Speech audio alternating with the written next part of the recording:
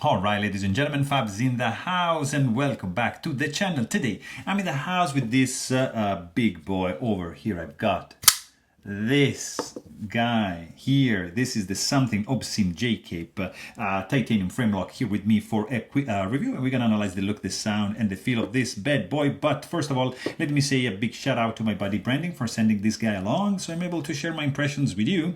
And second of all, like, subscribe, comment, do whatever you want. It's free, so I'll be happy to enjoy what you do, and I hope you enjoy as well these videos that I'm cranking out. Thanks to you guys, because you guys keep watching them, and it means like you like them. So yeah, I'm here making more.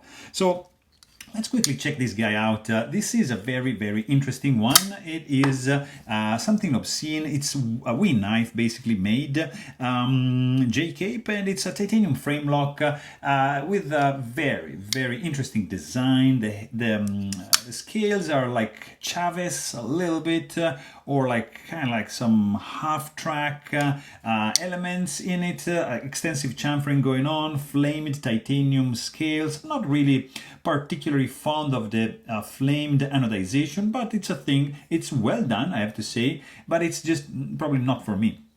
But anyways, this is a titanium frame lock with a gorgeous blade, guys. This blade is just fantastic. I love this one. I'm not so fond of the shape of the handle, because in the hand feels pretty good, but let's check that in a second. You have extensive internal skeletonization going on to reduce the weight, and we're going to see how much is below 5 ounces. You have 1 and 2 finger grooves which are acting pretty well. They are working well. You got some jimping going on over here, and on the back spacer.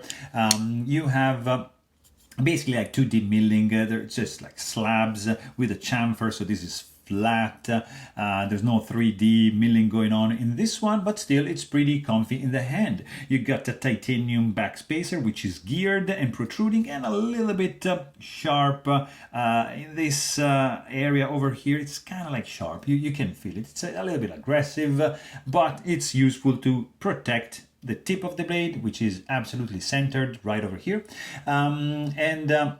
You have also, like over here, a lanyard hole option for you guys if you want. That's gonna work 100%. It's a little bit like squared off, as when you look at this guy when closed. It's not like super rounded or anything, but it's just like the design. It's just like that. And then you got this is just like thumb stud opening, and you got to be kidding me. Like, this is just like, oof. I mean, let's talk about action in a second, because it's amazing. So construction also super simple. T8 Torx bit screws. You remove these two guys, you remove the pivot, and you're in business. You clean this up in I don't know, 5-7 minutes tops. It's super easy to disassemble.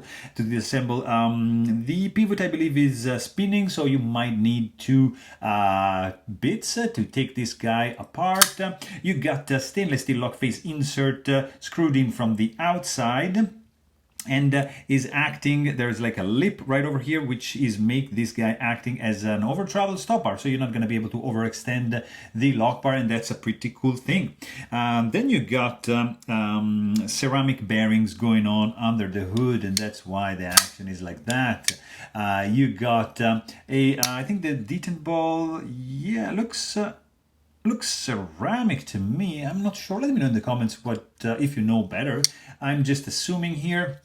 You got a lightning bolt titanium tip-up carry only pocket clip with some nice ramp, but to be honest, it's not like my preferred aesthetic for the clip.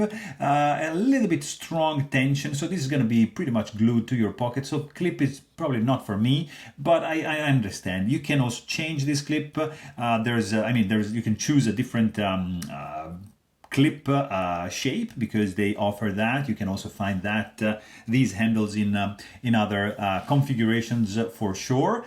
But this guy is not going to be reversible, and it's tip-up carry only, so it's just going to stay on this side. And then you meet hello, this blade right over here, which is gorgeous. I love the thumb ramp. The jimping is chamfered on the side, which stops right over here. Nothing on the swedge meeting the tip of the blade right here. It is a beautiful, kind of like a mixed, thumb ramp, kind of like harpoon almost looking, and then drop point and like 30% belly straight edge up to the sharpening / finger choil. And this is a compound grind, which means you have a flat grind right over here on the tip to retain the tip strength, the thickness over here. So you can actually try to pry. I mean, it's not a pry bar, but still tip thickness is maintained because of the flat grind. Here you got in the primary bevel, you got a hollow grind with a DLC coating, super thin behind the edge. You see the logo over here, and on the other side, honestly don't know why they should do two. And then you got CPM 20CV, which is, of course, the steel employed, equivalent of M390 bowler. And you got a very cool finger choil. It's fully functional finger choil or sharpening choil as well.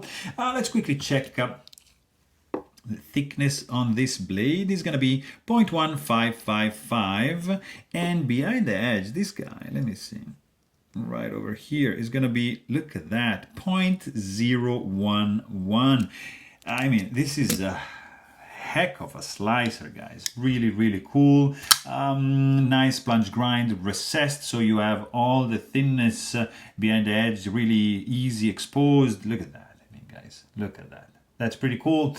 Not a fan of the billboarding, but yeah, it's just that. And then you got the sound, which is a solid thwack. And look at when you close it, it's inaudible almost. Very subtle. When you open this guy, oops, yeah, look at that. Amazing. You can also spidey flick it, but thumb flicking it, guys. Oof. Clack and clank and clank and click. It's very, very there's a lot of contrast between the closing and the opening action, like almost inaudible, mellow, delicate. Wow. Yeah, you are in business when you deploy this bad boy. Really, really amazing sound.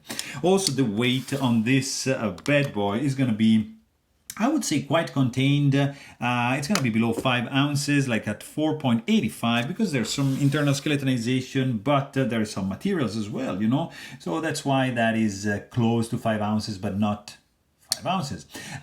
Also, you got a little bit of hotspot in this area. In my case, like this part is just digging in my flesh a little bit too much if I squeeze, but thumb ramp, fantastic. This area over here exposes a little bit of sharpened corner, like at this point. So if you squeeze this much, like here, you see, you're gonna feel a little bit. But I appreciate the jimping basically here on the to disengage the lock bar, because there's not milling. You see, they didn't mill that much, and this particularly reminds me of this. You see, so yeah, it's just. There's a little bit of milling here, but whatever. It's just something to keep in mind.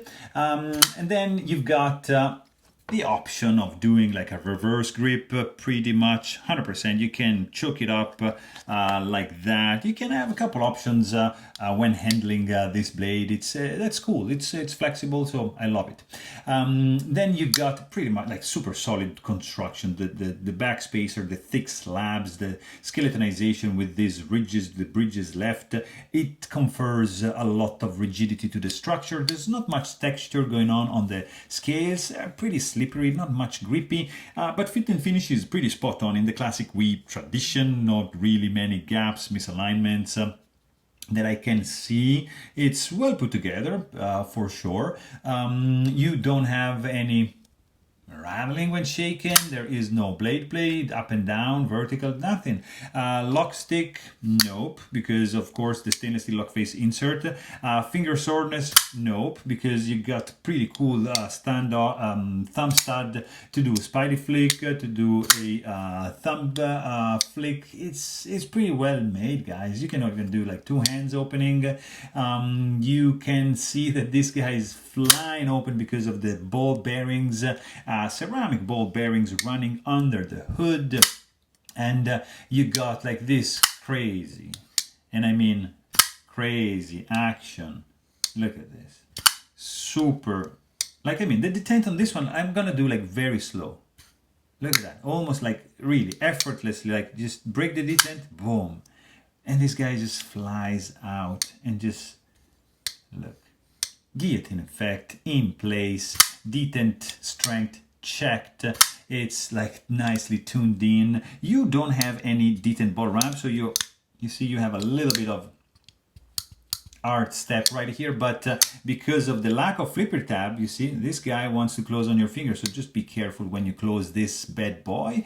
And I mean overall this is a pretty cool knife, a nice and unique look. Love the blade shape, love the sound. I would have done a little bit more rounded off areas here for the handle, and probably I would change the clip, but that's just me. So there you have it. Hope you guys enjoyed this video. Thanks for watching and stay tuned.